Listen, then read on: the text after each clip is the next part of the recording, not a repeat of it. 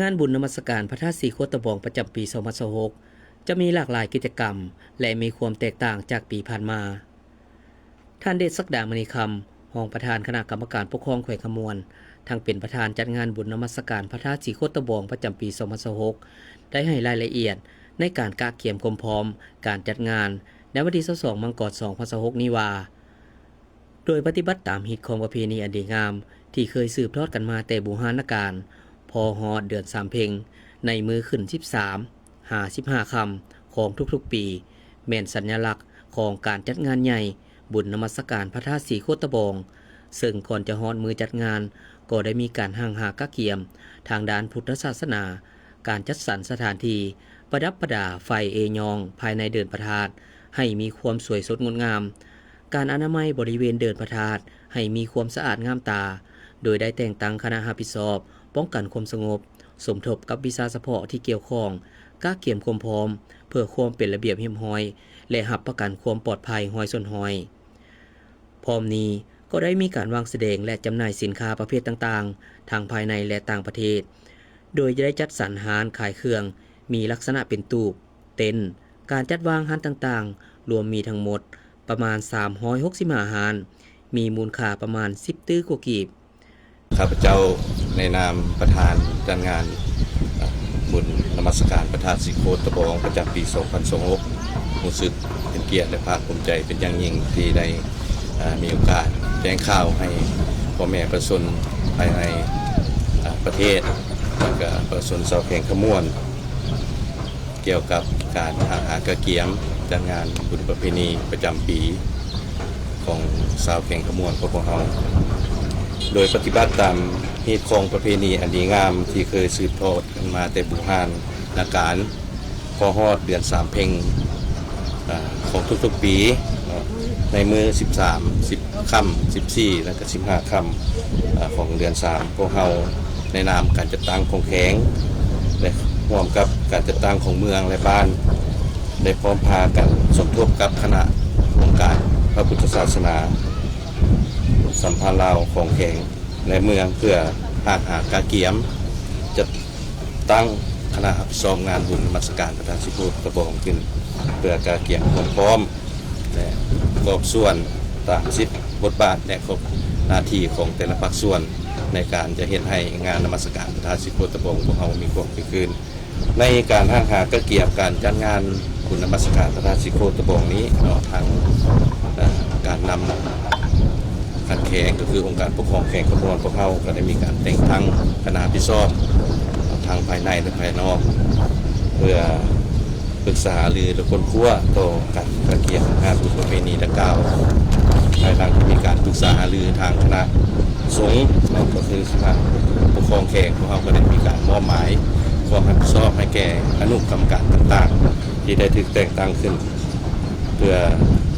พร้อมพากันประกอบส่วนอย่างตั้งหน้าในการเห็นงานประเพณีดังกล่าวนี้สำเร็จรุ่งเรืองไปโดยดีในงานนมัสการดังกล่าวคณะพิซอบได้เอาใจใส่ในการประกอบส่วนหากาเกียมอย่างตั้งหน้าเป็นต้นแม่นอนุกรรมการหากาเกียมทางศาสนาคณะสอบภายนอก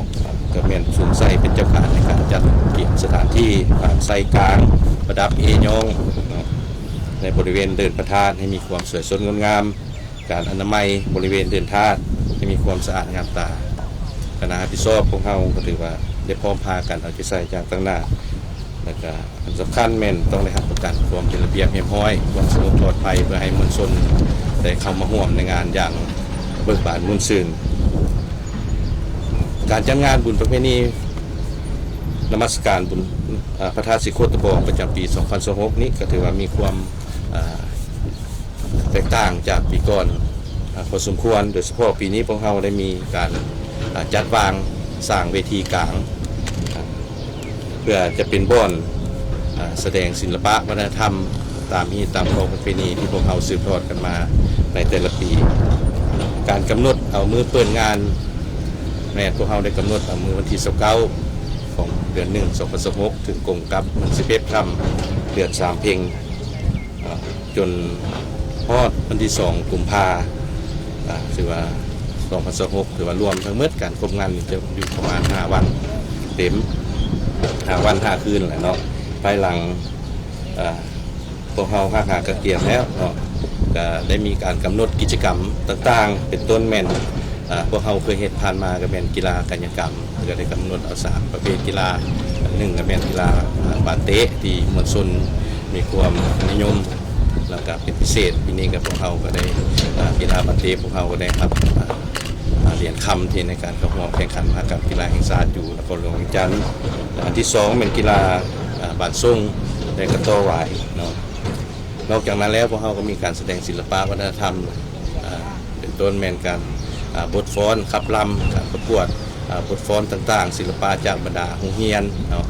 และอันพิเศษอีกอันหนึงนะครับพวกเราจะได้เชื้อเชิญเอาคณะกองกายศิลป์ศูนย์กลางมาร่วมวางแสดง2 วันส่งเป็นเวลาส่งคืนอยู่ในนมัสการเพื่อเฮ็ดให้พ่อแม่ประชาชนชาวแข่งขมวนเฉพาะบ่รวมไว้พวกแม่ประชาชนที่ได้มาร่วมงานนมัสการนี้ได้มีการเข้าเบิ่งเข้าชมแล้วก็เบิกบานมุ่งซื่นต่อกิจกรรมต่างๆนอกจากนั้นแล้วพวกเราก็มีการแข่งขันของแท้กองจริงเนาะจาก10ตัวเมืองเข้าร่วมเพื่อสร้างบรรยากาศเฮ็ดให้กระบวนการเฉลิมฉลองงานดังกล่าวมีความเบิกบานมุ่งซื่นนอกจากการแสดงศิลปะวัฒนธรรมแล้วเราของเราก็ยังได้เชื้อเชิญบรรดาผู้ประกอบการทางห้างพ่อค้าซับขายที่ให้ได้มาร่วมวางแสดงสินค้ามาจำหน่ายสินค้าของที่ระลึกของสมไซรวมทั้งอาหารการกินที่เป็นอาหารพื้นบ้านเอกลักษณ์ของพวกเราแล้วก็ได้มีการจัดซุ้มจัดเต็นท์แล้วก็ตู้เพื่อคอยบริการในพ่อแม่ประชาชนและพ่อค้าซับขายเข้ามาใช้บริการอยู่ในห้างภายในแข่งขมวนของเรานี้แล้วก็เดินทางกับมีการห้างเงียบก็เกี่ยมหลายสมควรสังรวมแล้วนี้ก็ถือว่าผู้ประกอบการมาจองห้านหรือพ่อแม่ประชาชนเอามาจองห้านหลายกว่า400ห้านคิดว่าสินค้าประเภทต่างๆจะได้มาขายมันก็มีหลากหลายมีทั้งเครื่องใช้ประจำวันอาหารการกินต่างๆนะครับพร้อมกับนั้นก็มีวงดนตรีจากทางแข้งจะได้มาแสดงการสร้างความเบิกบานมุ่งซื่นให้แก่พ่อแม่ประชาชนชาวแข่งขมวนแต่สำคัญอันนึงอีกเฉพาะปีนี้เนาะการนำคันแข่งเราโดยเฉพาะเป็นการปกครองแข่งเราได้ประสานสมทบกับพวกใจบุญใจศรัทธาเนาะได้มีการสนับสนุนพอพากันตัดสินใจจัดงานดังกล่าวการนำคันสูงเนื่องจากการนำคันสูงของแข่งของเราครับ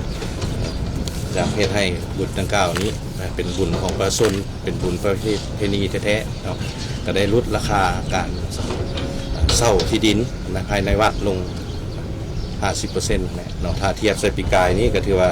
เต็นขนาด8x4นี่ปี2025ของเราจากคณะกรรมการก็ได้รายงานว่าเก็บ50 ล้านกีบต่อ1เต็นท์แต่เฉพาะปีนี้แม่นคณะกรรมการจะได้เก็บแต่3-4 ล้านกีบต่อ1เต็นท์แล้วแต่สถานที่แล้วแต่จุดที่พวกเราจะวางขายสินค้าอันสำคัญอันนี้แม่นเฉพาะพ่อแม่ประชาชนที่ขายข้าวหลามปิ้งไก่หมูหุ่งอะไรอย่างต่างๆแล้วอาหารการกินสินค้าเกษตรกรรมเนี่ยพวกเราแม่นได้ให้เข้ามาจำหน่ายโดยบริเสียค่าอย่างพวกเราก็ได้กำหนดตู้ให้พ่อแม่ประชาชนเข้ามาขายสินค้าเพื่อให้ราคาสินค้าอยู่ในงานบุญของเรานี้ลดลงจากปีกายนี้แล้วนี่ก็เป็นนโยบายต่างๆนโยบายพิเศษที่ทางการนำกันสู่ของแข่งของเราได้พร้อมพากันจัดในปีนี้นอกจากนั้นพวกเราก็ได้กำหนดรายการละเอียดและก็ข้อตกลงของการเจ้าเมืองเพื่อให้พ่อแม่ประชาชนทำให้เข้าใจต่อการเสียค่าต่างๆในงานบุญก้าวนี้เพื่อ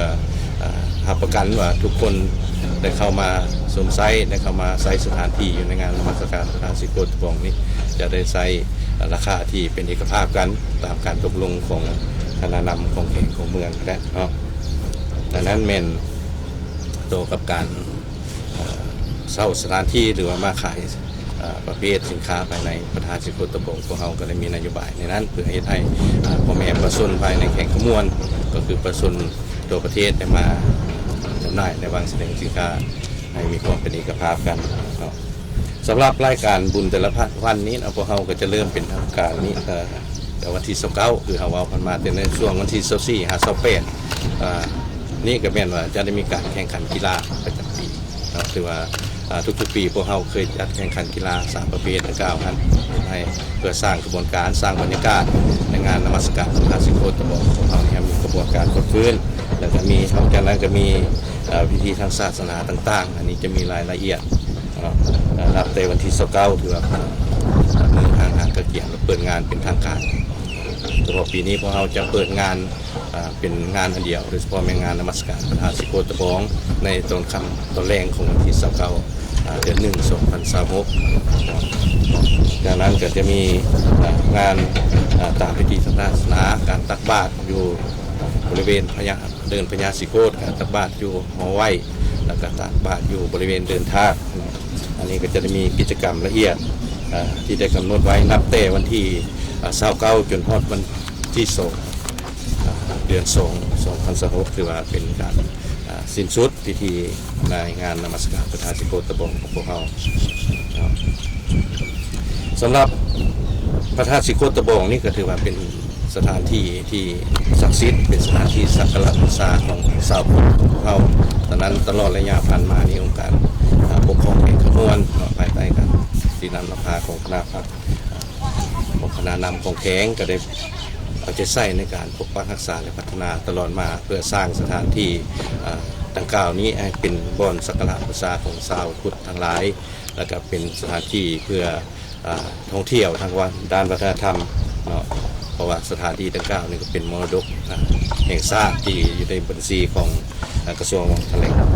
ธรรมและท่องเที่ยวแล้วซึ่งในแต่ละปีนี้พวกเราก็ได้พร้อมทางปฏิสังขรณ์การปกปักสร้างสาตลอดมานอกทางเดินทางภายในเดินท่าเองแล้วก็เดินออกข้างพระธาตุถึงว่าปีนี้ทางคณะพักคณะนำของแขกได้ตัดสินใจสร้างกันเจือนที่อ้อมหอบพระธาตุคือว่าหลายกว่า108ตรีกีบอันนี้ก็เป็นอันหนึ่งที่ทางแขกของเราได้พร้อมพากันเอาใจใส่ในการบูรณะและปกปักรักษาพร้อมกันนั้นก็เฮ็ดให้เดินพระธาตุสิโคตบองของเรามีความสวยสดงดงามและจะคงอยู่กับชาวพุทธศาสนาและก็ชาวลาวตลอดไปนอกจากนั้นแล้วเราก็มีการก่อสร้างใต้วัดแพงวัดแล้วก็ประดับเพยงดอกฟืนดอกไฟต่างๆเพื่อสร้างความสวยสดงดงามเพื่อเฮ็ดให้สถานที่ดังกล่าวนี้ดึงดูดเอามวลชนชาวพุทธก็คือนักท่องเที่ยวทั้งภายในและต่างประเทศเข้ามาเยี่ยมชมการสถานที่ดังกล่าวนี้จะเป็นมรดกแห่งชาติตลอดไปดังนั้นจึงมาฮอนี้พวกเราก็มีความพร้อมค่อนข้างหอบด้านแล้วเนาะดังนั้นจึงเรียกร้องมายังบรรดาพ่อแม่ประชาชนค้าสาวขายบรรดาการนำของแพงของเมืองแผนกการหัวหน่วยธุรกิจผู้ประกอบการอาหารต่างๆพร้อมพากันประกอบส่วนให้การสนับสนุนงานดังกล่าวนี้สืบต่อตั้งหน้าในการเฮ็ดให้งานนมัสการพระธาตุสิโคตบองเราลุล่วงไปด้วยดีพร้อมกันนั้นก็พร้อมพากันเอาใจใส่ในการพัฒนาพระธาตุสิโคตบองที่เป็นมรดกแห่งชาติคู่ชาติของเรามีความสวยสดงดงามตลอดไปให้มีความรุ่งเรืองเหลืองเลื่อมอยู่เรื่อยๆเคียงคู่ประชาชนลาวบรรดาเผ่าก็คือสาวแข่งขมวลของพวกเราในนามประธานจัดงานบุญนมัสการพระธาตุสิโคตบองนี้ก็ขอเชื้อเชิญบรรดาสาวพุทธศาสนิกชนอยู่ภายในแข็งต่างประเทศตลอดฮอดกันนำภาครัฐทุกขั้นได้ทุกภาคส่วนในตัวสังคมพวกเราร่วมเป็นเจ้าภาพเจ้าศรัทธาร่วมกันในงานนมัสการพระธาตุสิโคตบองพวกเราประจำปี2026ให้มีบรรยากาศอันเบิกบานม่วนชื่นมีความเป็นระเบียบเรียบร้อยมีความสงบปลอดภัยรับประกันว่างานนมัสการพระธาตุสิโคตของเราจะเป็นที่ดึงดูดชาวพุทธของเราตลอดไป